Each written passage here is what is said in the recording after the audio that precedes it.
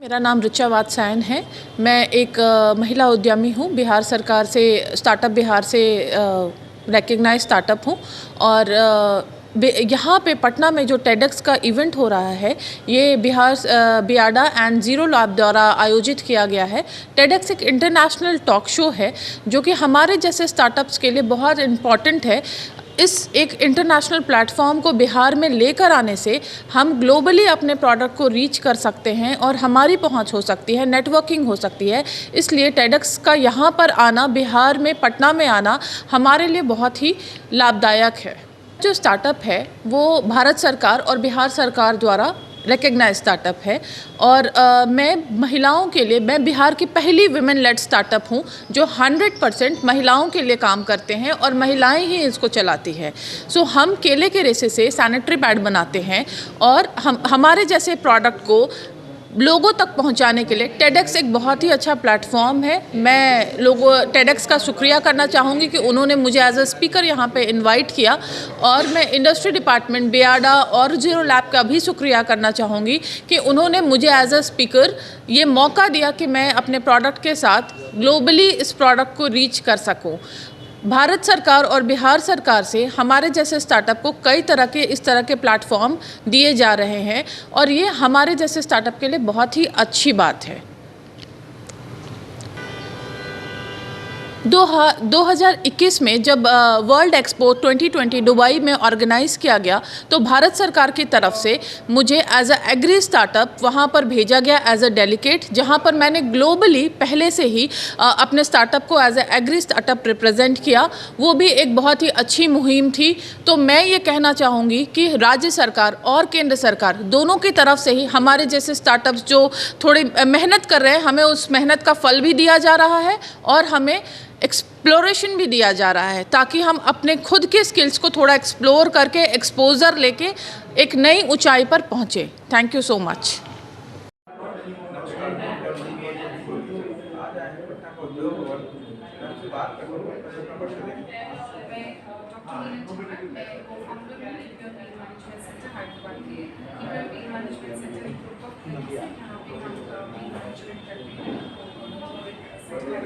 चेन्नई में है और we are expanding it to globally हम अपना सेंटर पेन मैनेजमेंट सेंटर में हम ये देखते हैं कि पेशेंट जो हमारे पास आए ये पेन का रीजन क्या है। सबसे पहले हम उनके पेन का रीजन फाइंड आउट करने के बाद कितना डैमेज है वो समझ करके एंड देन वी ट्रीट। हमारा जो मेन ट्रीटमेंट का प्रकार है वो पेशेंट के खुद के ब्लड से ही है। ये न्यूटेक भी है जिसको बीआरपी कहते हैं। कोविड के टाइम पे आप लोगों ने सुना होगा कि हम लोगों ने प्लाज्मा थेरेपी बहुत यूज किया था। सो हमारे मनुष्य के ब्लड में ब्लड सेल्स को एक करके जो भी एरिया पे डैमेज है उसको रीजनरेट करके कोशिश करेंगे। सो ये नया ट्रीटमेंट है जिसको पीआरपी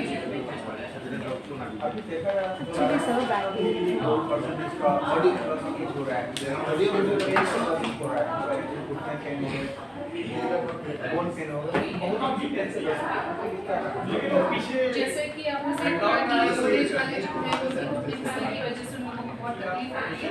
तो उसके लिए अभी तक क्या हो रहा था कि पहले एक्सरसाइजेस बोलते थे, बाद में सर्जरी को भेज देते थे। पेशेंट को बहुत तकलीफ होती है सर्जरी के दौरान, सर्जरी के बाद। अब ये जो हमारा न्यू ट्रीटमेंट है पीआरपी के द्वारा, ये एक नॉन सर्जिकल ट्रीटमेंट है जो इमीडिएटली हाफ एन आवर आधे घंटे में हो जाता है। पेशेंट के अपने ब्लड से एक नेचुरल वे ऑफ ट्रीटमेंट है। इसमें साइड इफेक्ट्स भी बेड रेस्ट की जरूरत नहीं है। पेशेंट इमीडिएटली डिस्चार्ज होकर के घर जा सकते हैं। सर्जरी में कॉम्प्लिकेशंस हमारे ट्रीटमेंट में नहीं है। ये जो वेस्टर्न कंट्रीज में काफ़ी पॉपुलर है बट इंडिया में अभी नया है। हम पिछले 8 साल से कर रहे हैं। हैदराबाद में हमारा मेन सेंटर है, वहाँ पे हम लोग ऑलरेडी 10,000 पेशेंट्स को ट्रीट कर चुके हैं। अभी हमारा दूसरा सेंटर चेन्नई में है, वहाँ पे भी हमने 10,000 पेशेंट्स को ट्रीट किया है और हमारे रिजल्ट्स बहुत ही अच्छे हैं।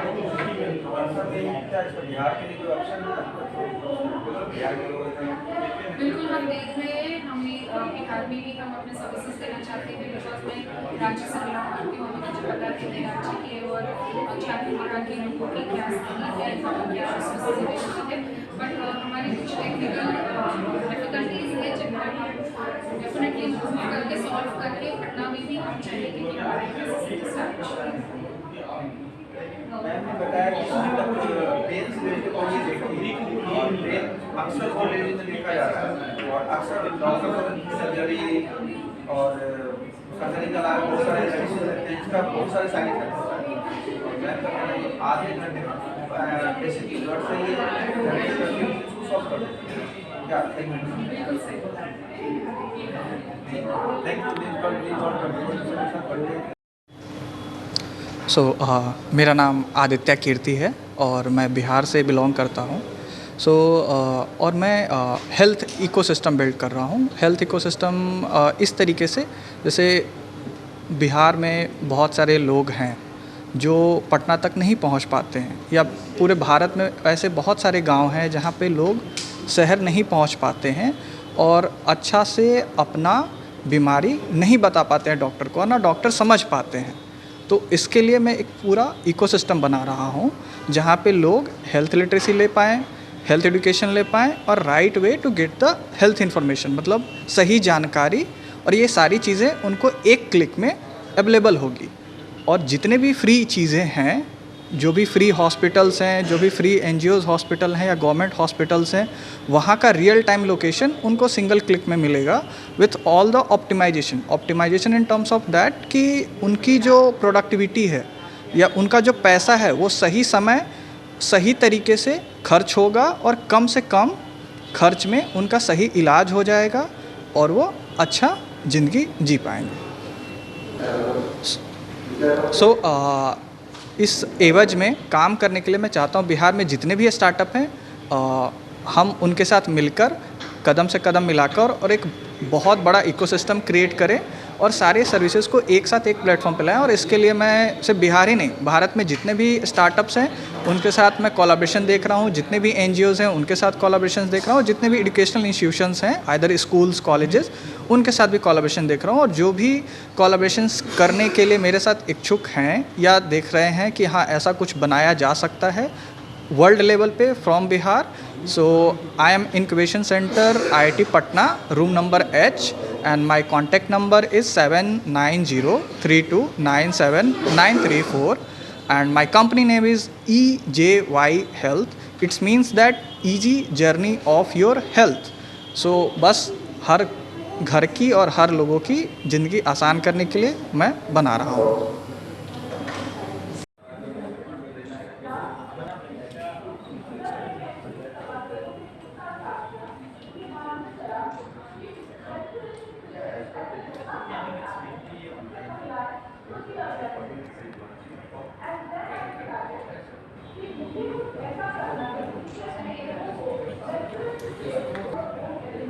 नमस्कार, दिस गॉट कंट्रीब्यूशन। आज आए हैं पटना का उद्योग बात करते हैं। मेरा नाम है डॉक्टर आयुष और मैं करेंटली कोटा में पढ़ाता हूँ। मैं हर साल करीब लाखों स्टूडेंट्स को पढ़ाता हूँ। पटना के काफ़ी सारे स्टूडेंट्स पढ़ने आते हैं हमारे कोटा में एंड काफ़ी टाइम से पढ़ा रहा हूँ। 14 ईयर्स का मुझे एक्सपीरियंस है पढ़ाने का। और करीब सबसे बड़ा अचीवमेंट यही बोलूँगा, मैंने एक बार एक बच्चे को मेडिकल एंट्री एग्जामिनेशन सेलेक्ट कराया था जिसको 9 की टेबल भी नहीं आती थी। तो काफ़ी बेसिक लेवल से काफ़ी ऊपर लेवल तक स्टूडेंट्स को पढ़ाता हूँ मैं। और यहाँ पर भी मैं यही बताना है किस तरीके से बहुत आसानी से आप कोई भी कॉम्पिटिटिव एग्ज़ाम को क्रैक कर सकते हैं और उसका सिंपल फंडा सिंपल फॉर्मूले के बारे में बात करना है। एक्सपीरियंस बहुत खतरनाक रहा है। मैं खुद बहुत ज़्यादा बोल सकते हैं कि ऐसी फैमिली से आता हूँ जहाँ पे पढ़ाई में एकदम कड़क तरीके से कराई जाती है। काफ़ी आप फैमिलियर हैं, जैसे आप भी हंस रहे हैं तो आप भी समझ सकते हैं चीज़ को कि इंडियन फैमिली में पढ़ाई का इंपॉर्टेंस बहुत ज़्यादा होती है। यहाँ पर ऐसा होता है कि जैसे डांट के पढ़ाया जाता है, जैसे आप बहुत अच्छे डांस करते हो और पढ़ाई भी करते हो तो वो क्या बोलेंगे यार कितना अच्छा बच्चा है, पढ़ाई भी करता है डांस भी कर लेता है। पर अगर आप सिर्फ डांस करते हैं तो बोले तो डांस करते हैं इसलिए पढ़ाई नहीं कर सकता। तो यही कल्चर थोड़ा सा रहता है। तो पढ़ाई के ऐसे ही बैकग्राउंड से मैं भी आया हूँ। मेरी फैमिली में 6 जनरेशन से टीचर्स है कंटिन्यूसली। तो बचपन से पढ़ने का शौक था या शौक डाल दिया गया था जेनेटिक या और तो पढ़ने पढ़ाने का काफ़ी शौक रहा है। मैंने पढ़ाना शुरू कर दिया था मैं 12 साल में। तो 12 साल का था तब से मैंने कलम उठा लिया था पढ़ाने के लिए। पहले आसपास के कुछ बच्चे को गली मोहल्ले के लेके पढ़ाया करते थे, फिर धीरे धीरे कोचिंग स्टार्ट करी। फिर कोचिंग करते कोटा ने बुलाई है, कोटा तो क्षेत्र है हमारा, कोटा बुला ही लेता है पढ़ाने वालों को। फिर अब कोटा में पढ़ा रहे हैं, काफ़ी टाइम हो गया कोटा में पढ़ाते हुए। काफ़ी मदद करते हैं बच्चों की एक बेसिक गाइडेंस जो बच्चों के पास नहीं होता वो प्रोवाइड करने की कोशिश करते हैं, अपना बेस्ट देते हैं। देखो बच्चों, सबसे इम्पोर्टेंट चीज़ जो है ना वो रिजल्ट नहीं होता, ठीक है। आप लोग बहुत फोकस करते हो रिजल्ट पे, रिजल्ट आया तो ये रिजल्ट आया तो तैयारी बहुत इंपॉर्टेंट होती है, तैयारी आपको बहुत कुछ सिखाती है। अच्छे तैयारी करें, रिजल्ट की टेंशन मत लीजिए, आपको बस इसी चीज़ पर ध्यान रखना है कि आज आप उठे और आज आप सोए, उसमें आपने कुछ अपने आप में इम्प्रूवमेंट करा, हर रोज एक बेहतर इंसान बनिए। रिजल्ट तो ऊपर वाले के ऊपर है, वो आपके हाथ में होता नहीं है। बाकी बेस्ट ऑफ लक। अच्छा ये बताएं कि यहाँ से स्टूडेंट कोटा के रूप करते हैं, बिहार हमारा नंबर 1 आता है और आप वर्ल्ड में बिहार का नाम सबसे ऊपर आता है, कहते हैं ना एक बिहार लेकिन बिहार कोटा ही कोटा से बिहार क्यों नहीं आते हैं? एक ट्रेडिशन बन गया है। एक्चुअली कोटा में स्टार्टिंग से बहुत सारे बच्चे आए, तो शुरुआत बहुत बच्चों आने की हो गई। अब क्या हुआ, जब बच्चे बहुत सारे आ गए तो बहुत सारे टीचर्स भी आ गए, तो टीचर कहाँ पर है, ऑलरेडी बच्चे कहाँ पर है, तो ये बड़ा मुश्किल काम होगा टीचर को वहाँ लाकर यहाँ पर बच्चों के पास लाना। टीचर ऑलरेडी वहाँ पे पढ़ा रहे हैं सालों से, टीचर ने अपने घर गृहस्थी रखा ली रखना है, तो ज़्यादा आसान क्या होता है बच्चों का टीचर के पास आना। इसलिए बाकी पटना भी बहुत जल्दी डेवलप हो रहा है, काफ़ी सारे कोचिंग पटना में आ रही है, हो सकता है 1-2 साल में पटना में जाओ। ऐसा नहीं हो सकता जो वैसे फंसा के कोटा में ये कर रहे हैं वही टीचर को ऑफर दे कि यही आप पढ़ाई, यही बच्चों को बुलाया जाए और यही नया कोटा बनाया जाए बिहार में। बिल्कुल, अरे बिल्कुल बनेगा, क्योंकि बिहार में इतनी बड़ी बड़ी यूनिवर्सिटी हुई है, आर्यभट्ट से लेकर बड़े बड़े साइंटिस्ट हुए हैं, नालंदा, बड़ी बड़ी यूनिवर्सिटी जो इंडिया जिसके लिए विश्व पूरे इंटरनेशनली प्रसिद्ध है वो कोटा, वो अपने बिहार से है। तो हो सकता है बहुत जल्दी ऐसा हो कि बिहार में नया कोटा डेवलप हो जाए। क्या उसके लिए आप क्या करना चाहेंगे? उसके लिए बस आप बोल देना, मैं आ जाएंगे पढ़ाने। बहुत अच्छा लगा कि बिहार को फिर से नया कोटा बनाना है। नमस्कार।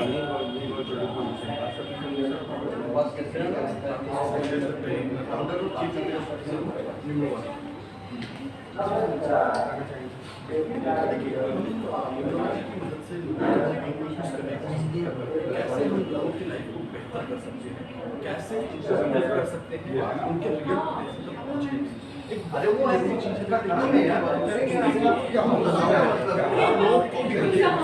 ये वो कर रहे हैं ये कर रहे हैं उसमें वो क्या मैं भी वो मैं बताता हूँ हर इंसान यूनिक तो हमें उस यूनिकनेस तक पहुँचना है, उस अलग तक पहुँचना है, हेल्प करना है कैसे कि खुद को बेहतर कर सकते हैं।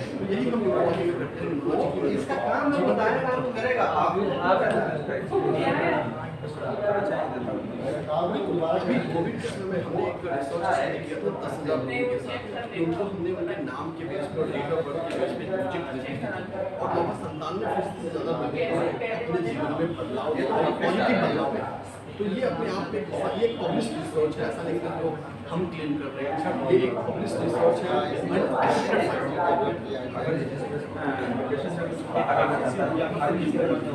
अगर वो ऐसा करा तो देखिए सबसे पहले चीज डिप्रेशन से बाहर निकलने का यही रास्ता है कि आपको हिम्मत बांधने का अपने यूनिकनेस को पहचान के कि मेरे अंदर क्या है। हर इंसान स्मार्ट होकर आबादी में इकलौता है, अकेले की पहचान आएकर बिल्कुल बाहर निकल सकता है।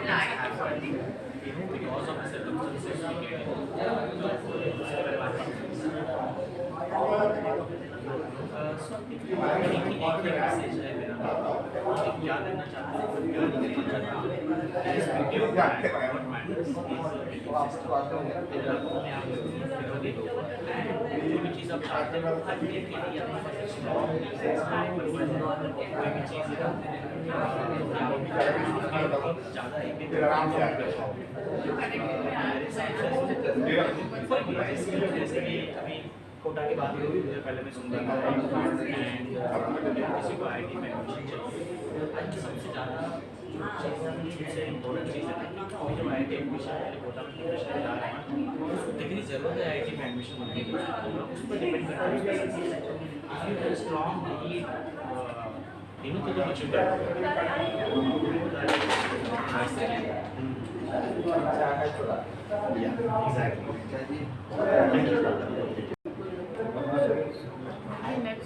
Thank you very much. I am very happy to be here in such a platform. I am Dr. Ashok Kumar Das. I am from Kolkata. I am an international research scientist. My subject is biotechnology, cancer science.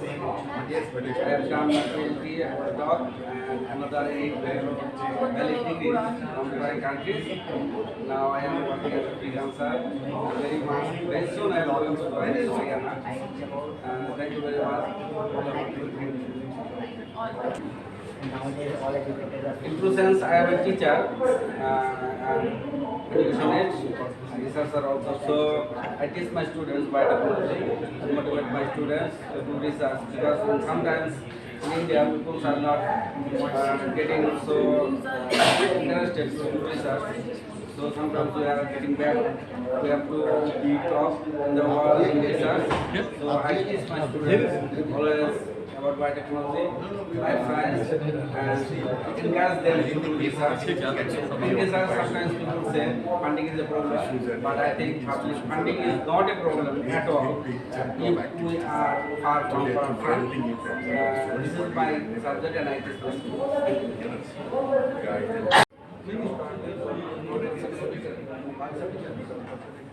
मेरा नाम doctor रम्या पंगाल है। मैंने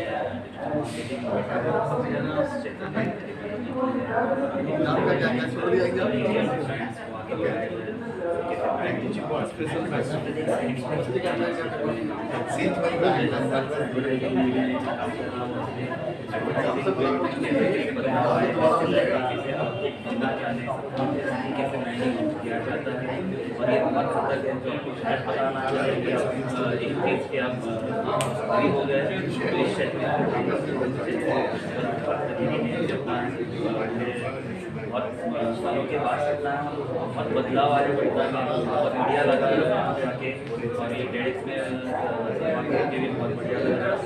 देखते हैं ऐसे बढ़िया लगे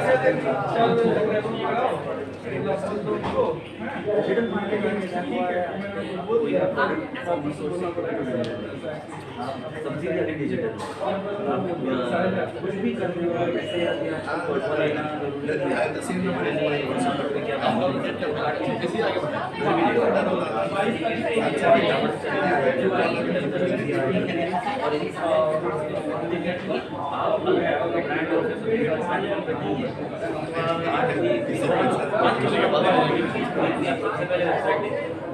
product बढ़िया है वो छोड़ दो। अब सबसे पहले वेबसाइट यानी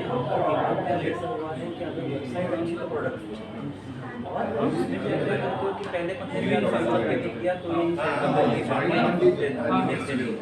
यही चीज़ हमारे ब्रांड अगर बाकी लोग करें तो आपको नहीं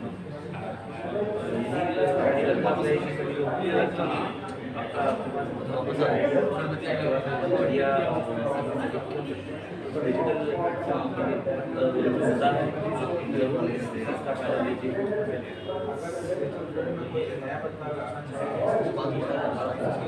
हाँ मैंने बोल दिया बढ़िया से बात देखी सिखाना नहीं व्हाट्सएप नहीं सिखाना पड़ता, लेकिन आप अगर इनका बैकएंड देखेंगे सबसे लेकिन यही चीज़ मुझे बोलो कि आप एक्सेल करो या माइक्रोसॉफ्ट वर्ड करो तो आपको पढ़ना पड़ता है।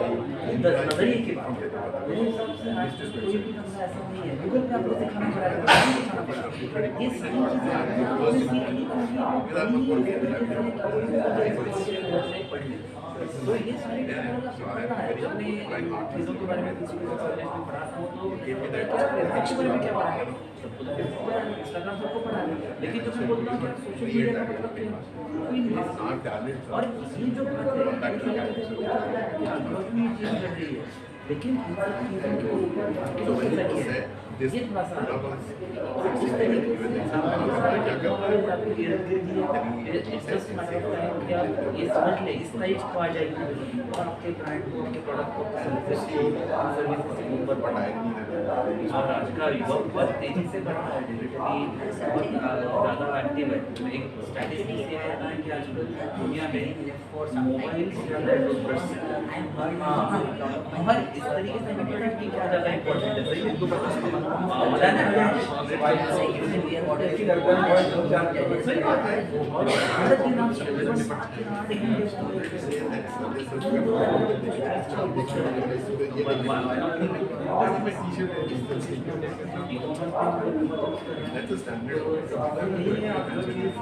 बाकी टीचर्स चीज़ें आपको देख रही है आपके बिहार में खड़े इस चीज़ का बहुत ज़्यादा फायदा लीजिए। अगर हो सकता है ज़्यादा किसी चीज़ के फायदे हैं उसको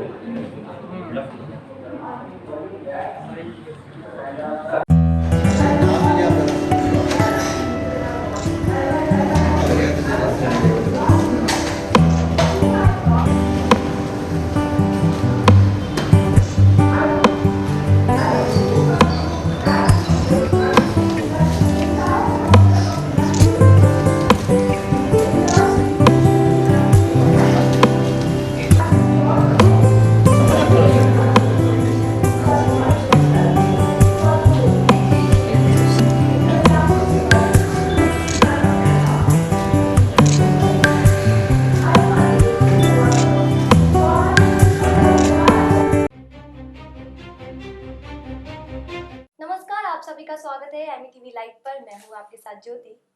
आज हमारे साथ मौजूद है हमारी गेस्ट ऋचा वात्स्यायन, जो कि सैनी ट्रस्ट बायोलॉजिकल पेट्स की फाउंडर है और इसके साथ ही सेस्लर जानकी प्राइवेट लिमिटेड की फाउंडर भी डायरेक्टर भी हैं।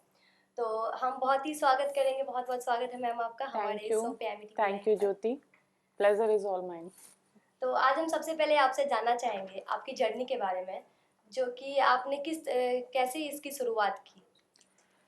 मैंने शुरुआत सबसे पहले तो एक एनटाइटी रजिस्टर करके करी थी। और एनटाइटी रजिस्टर करना एक बहुत ही इनिशियल फेज़ होता है जब आप एक आइडिया फेज़ में होते हैं। तो आइडिया फेज़ में मुझे जब आइडिया आया था सैनी ट्रस्ट पैड्स का, तो मैंने सबसे पहले एक एनटाइटी रजिस्टर की और फिर मैं धीरे धीरे ग्रेजुअली उस आइडिया पे काम करना शुरू की। और आज के डेट में मैं स्टार्टअप बिहार से इंक्यूबेटेड हूँ, मैं स्टार्टअप इंडिया से इंक्यूबेटेड हूँ। बिहार की पहली स्टार्टअप हूँ जो आईआईटी खड़गपुर से इंक्यूबेटेड है। मुझे ग्रांट इन एड मिला है ministry of agriculture government of India से, and that is up to 20 lakh. Bihar की पहली वुमेन लेड स्टार्टअप है जो यहाँ तक भी पहुँची है। It's a proud moment for me as well. तो मैम हम आपसे जानना चाहेंगे कि कुछ भी स्टार्टअप करने से पहले हमें कोई ना कोई कठिनाइयों का सामना करना पड़ता है, आपको भी करना पड़ा होगा। तो हम जानना चाहेंगे कि आपको इसकी जर्नी को शुरुआत करने के लिए किन किन कठिनाइयों का सामना करना पड़ा। ज्योति, मैं कठिनाइयों से ज़्यादा कठिनाइयाँ मेरे लिए कभी भी अड़चन या कठिनाई को मैं मानती नहीं हूँ कि कठिनाई जैसी भी कोई चीज़ होती है। कठिनाई नहीं है, आपकी जर्नी है और वो एक जर्नी बहुत लर्निंग है। ठीक है, वो जर्नी जो स्ट्रगल है वो लाइफ में आना चाहिए, वो एंटरप्रेन्योरशिप जर्नी में आना चाहिए। उसको कठिनाई बोल के मैं उस लर्निंग को छोटा फ्रेज नहीं देना चाहूँगी, क्योंकि वो एक लर्निंग का पार्ट है और वो आपको ग्रेजुअली ग्रो करता है, आपको इवॉल्व करता है। आप उसका पॉजिटिव साइड लीजिए कि अगर आपको चैलेंजेस हैं, वो चैलेंजेस आपके आगे ग्रो करने के लिए हैं, ना कि आपको पीछे पुल बैक करने के लिए, राइट। तो मैम, जैसा कि हम जानते हैं कि इस टॉपिक पे कहीं कुछ एरिया में आज भी कुछ लोग खुल के बात नहीं कर पाते हैं इस टॉपिक पे, और अभी लोग उतना ये नहीं अवेयर नहीं है इस चीज़ को लेके। फिर आपको कैसे आइडिया आया, जैसे कैसे ख्याल आया कि आपको ऐसा कुछ करना चाहिए? लोग अवेयर नहीं है, इसलिए ही ख्याल आया कि अब लोगों को बारी आए। Like half of the world menstruates, now it's the time to let's start conversation about menstruation. दुनिया की आधी आबादी मेंस्ट्रुएट करती है और इसमें कोई शर्म की बात नहीं है, हमें इसमें खुलकर बात करनी चाहिए। और क्योंकि खुलकर बात नहीं हो रही थी, किसी को इनिशिएटिव तो लेना था, तो बिहार के लिए शायद मैंने लिया। Yes ma'am. मैम हम ऑलरेडी देख रहे हैं कि आप बहुत अच्छा मैसेज दे रही है हमारे यूथ को, तो मैम हम चाहेंगे कि आप हमारे इस शो के दौरान आप हमारे ऑडियंस को कुछ मैसेज दें। सो मैसेज मैं ये देना चाहूँगी, dream big and dream comes true, that's all, thank you. Yes ma'am. जी हमें बहुत बहुत अच्छा लगा आपसे बातचीत करके, और हमें पूरी उम्मीद है कि हमारे इस बातचीत से, हमारे इस शो से हमारे आज के यूथ को बहुत कुछ जानने और सीखने को मिला होगा। तो आज के लिए बस इतना ही। आगे के अपडेट्स लिए बने रहे हमारे साथ एमईटीवी लाइव पर। धन्यवाद।